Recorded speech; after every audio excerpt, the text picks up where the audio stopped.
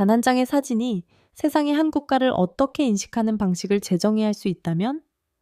지구상에서 가장 비밀스러운 국가 중 하나인 북한에서 드물고 승인되지 않은 일련의 사진들은 그 엄격하게 통제된 국경 뒤의 현실을 엿볼 수 있는 인상적인 창을 제공합니다.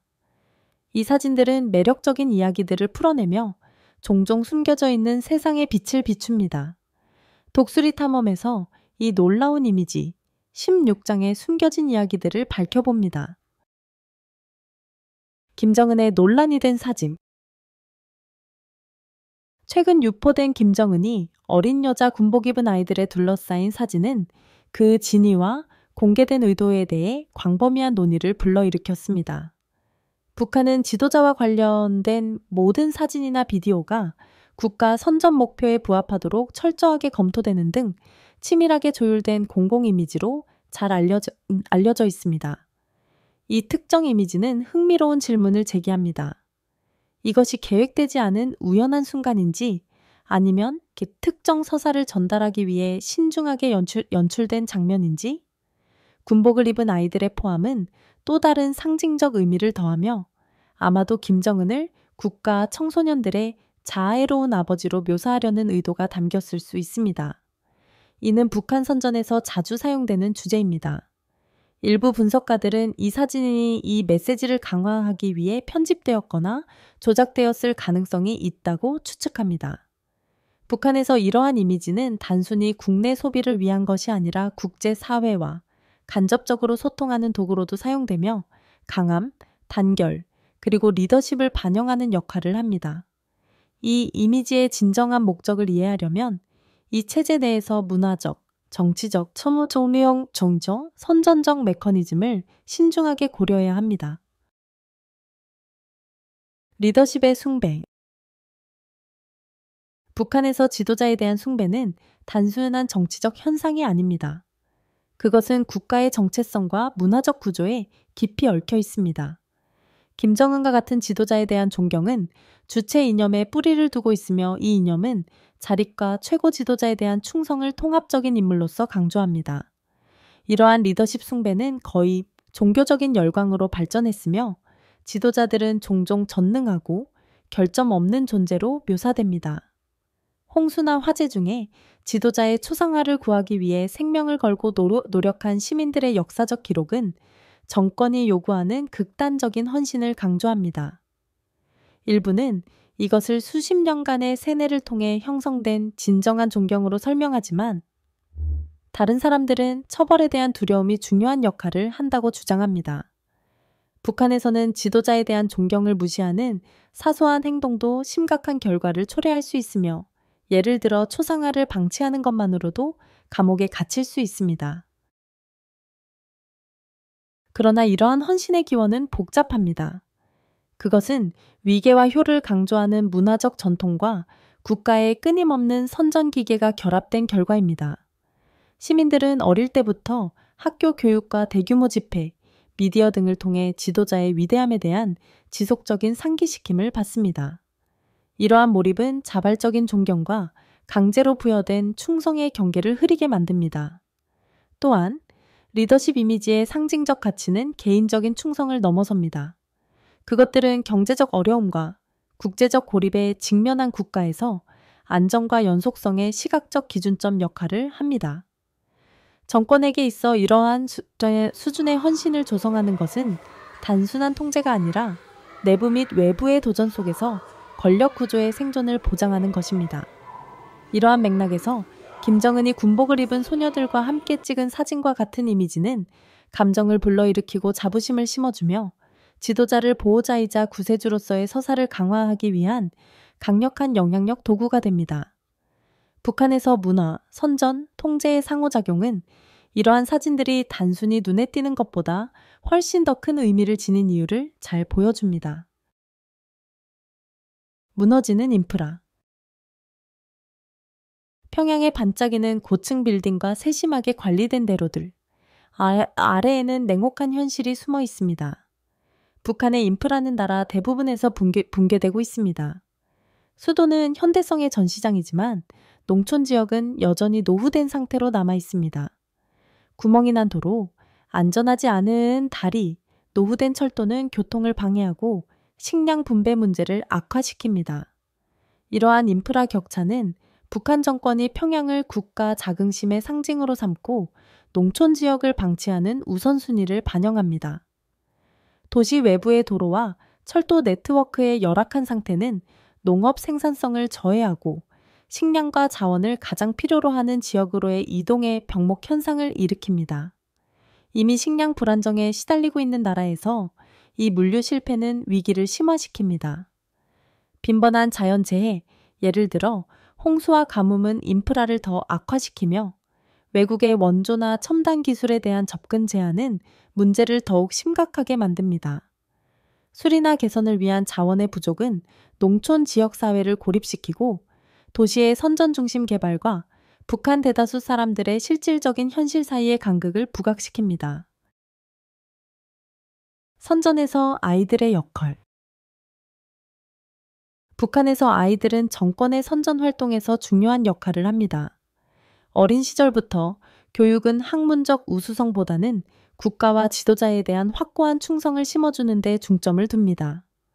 학교 교육과정은 김씨 가족의 영웅적 이야기, 애국적인 노래, 그리고 국가의 희생을 찬양하는 교훈으로 가득 차 있습니다. 아이들은 개인적인 야망보다 집단적인 복지를 우선시하는 법을 배우며 이는 북한 이념에 깊이 뿌리내린 원칙입니다. 애국심과 경계심이 강조되며 학생들은 종종 지도자를 찬양하는 공연이나 공동체 결속을 강화하기 위한 집단운동과 같은 활동에 참여합니다. 그러나 경제적 어려움, 특히 농촌 지역에서는 이 이상화된 서사가 자주 방해받습니다. 빈곤한 지역의 학교들은 기본적인 학용품이 부족하고 많은 아이들은 농사나 다른 노동을 돕기 위해 수업을 빠지기도 합니다. 이러한 어려움에도 불구하고 교육 시스템은 계속해서 규율을 강화하고 국가에 대한 봉사의 개념을 촉진합니다.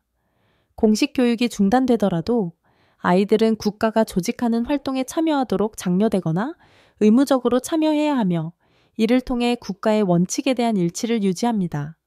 아이들이 학생이자 국가의 기여자로서 수행하는 이중 역할은 선전이 일상생활에 얼마나 깊숙이 뿌리내려 있는지를 보여줍니다. 이는 그들의 세계관뿐만 아니라 정권의 순종적인 시민으로서의 정체성에도 영향을 미칩니다. 비공식 경제활동.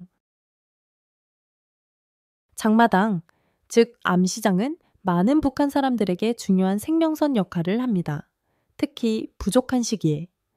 이러한 비공식 시장은 1990년대 기근 동안 국가의 중앙집중식 식량 분배 시스템이 붕괴되면서 등장했습니다.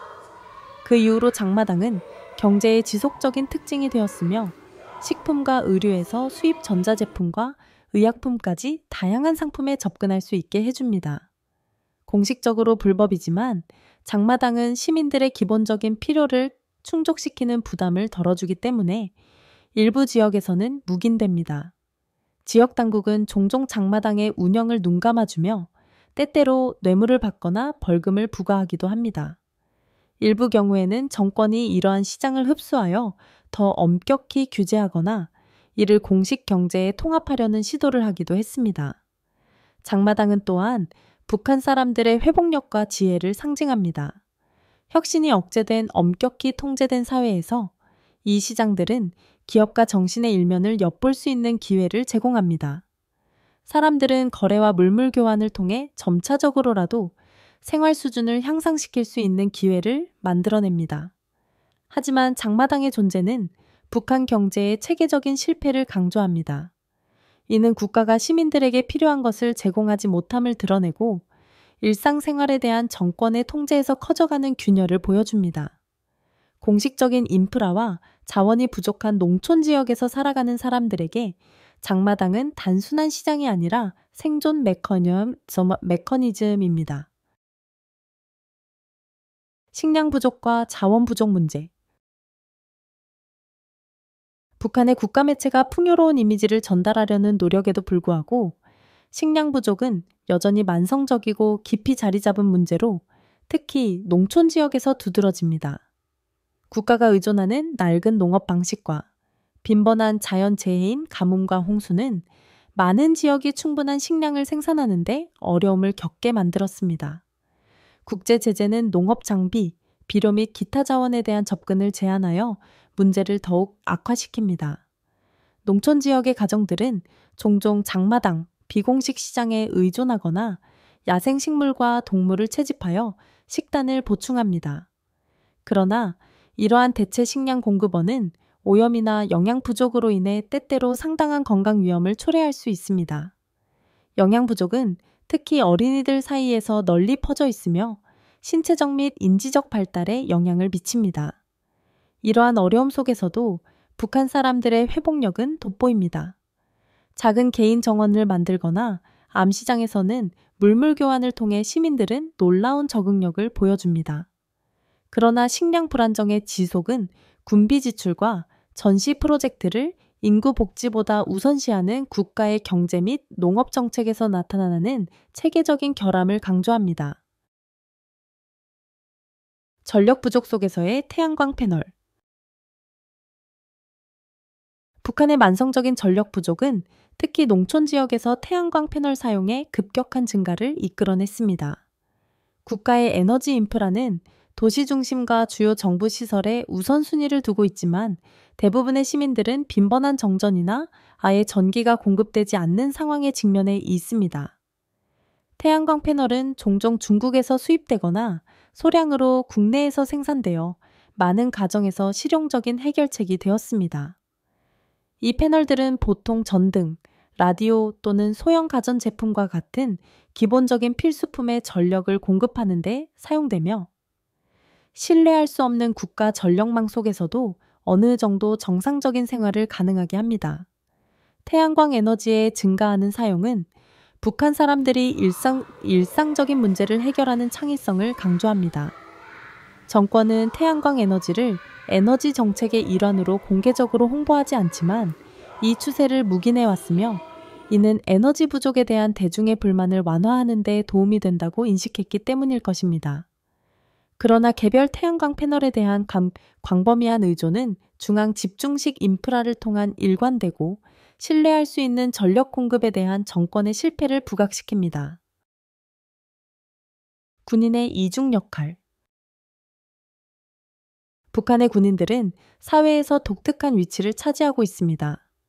그들은 국가 선전에서 강함과 충성의 상징으로 찬양되지만 종종 가혹한 생활 조건에 시달립니다. 군인들은 국가의 영웅적 방어자로 자주 묘사되며 군사 퍼레이드와 공개 훈련에서 중요한 역할을 맡아 힘을 과시합니다. 하지만 대부분의 군인들에게 현실은 훨씬 덜 화려합니다. 많은 군인들이 식량 부족, 가혹한 신체적 요구, 그리고 열악한 생활 조건에 직면해 있습니다. 군인들은 종종 농업, 건설, 재난복구와 같은 비군사적인 업무에 배치되어 극한의 조건에서 긴 시간 동안 일하며 적은 보상을 받습니다. 이러한 작업은 두 가지 목적을 가집니다. 국가의 노동 수요를 충족시키고 반란의 근원이 될 수 있는 집단에 대한 철저한 통제를 유지하는 것입니다.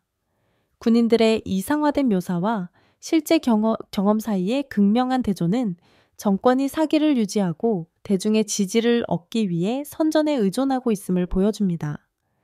또한 국가의 권력 구조에서 중요한 위치에 있다고 여겨지는 사람들조차도 직면한 체계적인 어려움을 강조합니다. 종교 자유와 제한. 북한에서 종교 활동은 세계에서 가장 엄격히 통제되는 활동 중 하나입니다. 공식적으로 정권은 특정 국가 승인 종교 기관을 허용하지만 이들 기관은 주로 선전 목적에 사용되며 철저히 감시됩니다. 진정한 신앙 표현은 정권의 권위에 대한 위협으로 간주되며 더 높은 권력에 대한 충성은 김씨 정권이 요구하는 절대적 충성과 충돌하기 때문입니다. 심각한 위험에도 불구하고 지하 종교 네트워크는 여전히 존재하며 종종 은밀히 운영되어 국가에 실망한 이들에게 영적 지원과 희망을 제공합니다.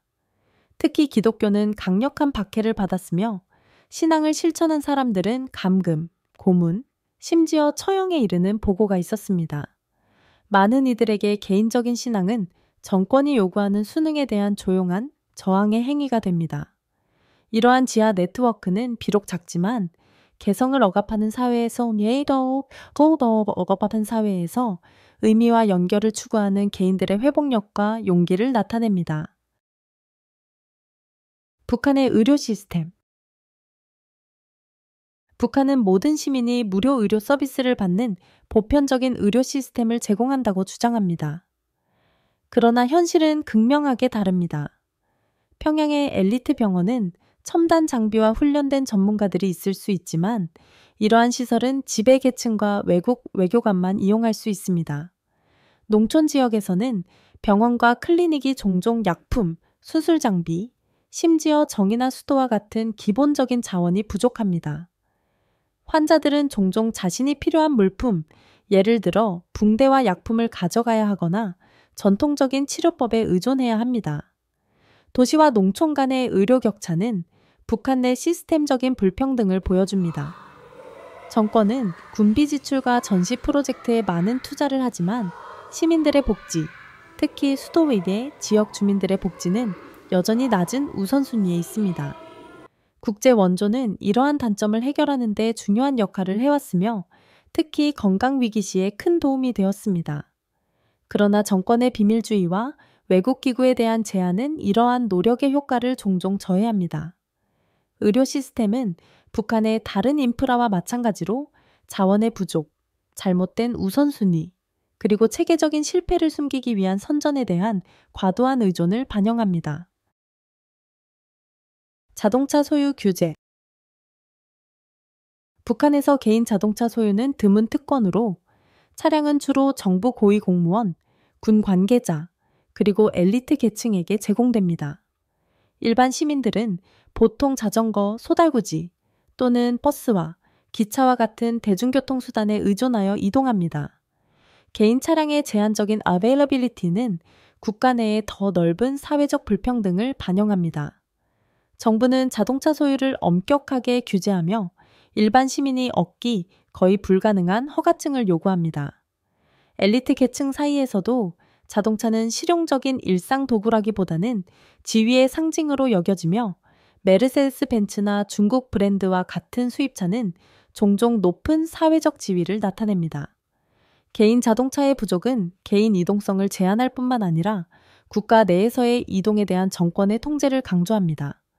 도로와 고속도로는 종종 충분히 활용되지 않으며 이는 군사적 및 국가적 목적을 위한 교통 인프라가 민간 편의를 위한 것보다 우선시된다는 것을 반영합니다. 기술과 감시. 북한에서 기술은 두 가지 목적을 가집니다. 국가의 목표를 발전시키고 시민들에 대한 엄격한 통제를 유지하는 것입니다. 스마트폰과 컴퓨터는 사용 가능하지만 그 사용은 철저히 감시됩니다. 국가 승인된 인트라넷 서비스에 접근할 수 있는 사람은 소수의 특권층에 불과하며 이 서비스는 정부의 서사에 맞춘 제한적이고 검열된 콘텐츠만 제공합니다. 외국 기술은 엄격하게 규제되며 수입된 장치는 종종 무단 통신이나 외부 미디어 접근을 차단하도록 수정됩니다. 감시는 광범위하게 이루어지며 정부 관계자들은 기술을 사용해 전화통화, 문자 메시지, 심지어 오프라인 활동까지 감시합니다. 이러한 제한에도 불구하고 밀수된 장치와 미디어를 위한 지하 시장의 성장과 국가의 통제를 우회하려는 비밀스러운 노력들이 존재합니다. 이러한 행동들은 북한 사람들의 창의성과 외부 세계와의 더 큰 연결을 위한 욕구를 반영합니다. 미묘한 저항의 행위. 엄격한 수능이 정의된 사회에서 미묘한 저항의 행위는 깊은 의미를 지닙니다. 외국 영화나 음악을 공유하거나 민감한 주제에 대해 사적인 토론을 하거나 심지어 공식적인 서사에 대해 작은 방식으로 의문을 제기하는 것들이 변화에 대한 조용한 갈망을 나타냅니다. 이러한 행위들은 종종 개인적이거나 신뢰받는 사람들 사이에서 발생하는데 공개적인 반대는 감옥에 갇히거나 처형되는 심각한 처벌을 초래할 수 있기 때문입니다. 그러나 이러한 행위들은 정권이 완전한 통제를 유지하려는 시도에 도전하는 저항의 흐름을 나타냅니다. 중국이나 남한에서 밀반입된 외국 미디어는 이러한 저항 행위에서 중요한 역할을 하며 정권의 선전 너머의 삶을 엿볼 수 있는 기회를 제공합니다. 많은 사람들에게 이러한 노출은 의문을 불러일으키고 다른 미래에 대한 희망을 키워줍니다. 이러한 제스처가 작게 보일 수 있지만 그것들은 북한 사람들 사이에서 더 넓은 회복력, 조용하지만 지속적인 개인성의 주장과 자유에 대한 갈망을 나타냅니다. 국경을 따라 나타난 신비로운 참호, 우리어의 점호 참석구간이 점이어니 생치도면 최근 위성 이미지에서 북한 국경을 따라 큰 참호들이 드러나면서 그 목적에 대한 광범위한 추측이 일고 있습니다. 중국과 남한과의 주요 국경 구간에서 확인된 이 참호들은 여러 가지 잠재적인 기능을 가질 수 있습니다. 하나의 이론은 이들이 탈북이나 밀수 활동을 방지하려는 강화된 국경 보안 조치의 일환이라는 것입니다. 정권이 특히 국경 지역에서 이동에 대해 엄격히 통제하고 있다는 점을 고려할 때 이러한 조치는 정권의 더 넓은 우선순위와 일치할 수 있습니다. 또 다른 가능성은 이 참호들이 군사 전략과 관련이 있다는 것입니다. 이는 방어 위치나 갈등 발생 시 장애물로 사용될 수 있습니다. 또는 자연재해가 자주 발생하는 지역에서 광해나 홍수 예방과 같은 인프라 프로젝트와 관련이 있을 수도 있습니다. 정권의 불투명성으로 인해 이 참호들의 진정한 목적은 명확하지 않지만 그 건설은 북한이 국경을 보호하고 지역적 긴장 속에서 통제의 이미지를 확립하려는 지속적인 노력을 반영합니다. 상징적인 김배지. 김씨 왕조의 배지는 북한 곳곳에서 볼 수 있으며 이는 지배 가문에 대한 충성의 상징으로 시민들이 착용합니다. 이 작은 피는 종종 김일성 또는 김정일의 초상화를 특징으로 하며 착용자의 사회적 지위, 직업 또는 정권 내 역할에 따라 디자인이 다릅니다. 대부분의 북한 사람들에게 배지를 착용하는 것은 선택사항이 아닙니다. 이는 수능과 충성을 강화하는 사회적 기대입니다.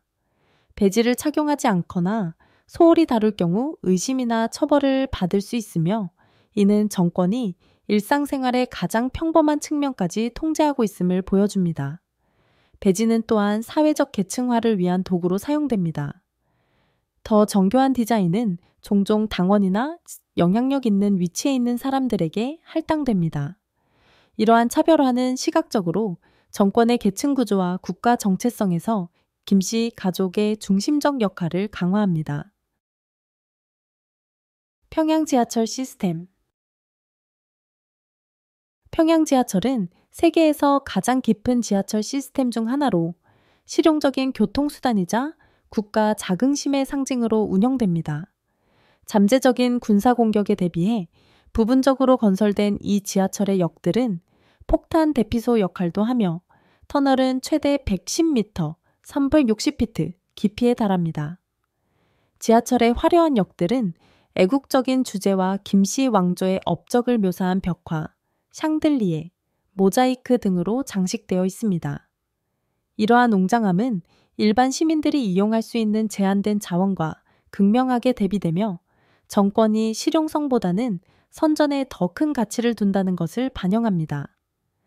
외국인 방문객들은 지하철 이용이 엄격히 제한되어 있으며 보통 몇 개의 특정 역만을 볼 수 있습니다. 이러한 제한된 접근은 시스템에 대한 신비감을 더하며 그 실제 범위와 목적에 대한 추측을 부채질합니다. 평양 시민들에게 지하철은 현대성에 드문 엿볼 기회를 제공하지만 북한의 많은 것들과 마찬가지로 이는 일상생활과 공공공간에 대한 정권의 통제를 상기시키는 역할도 합니다. 이 16장의 희귀한 사진들은 북한의 엄격히 통제된 사회를 깊이 들여다볼 수 있는 기회를 제공하며 회복력, 도전, 그리고 모순을 강조합니다. 이들 중 어떤 사실이 가장 놀라웠나요?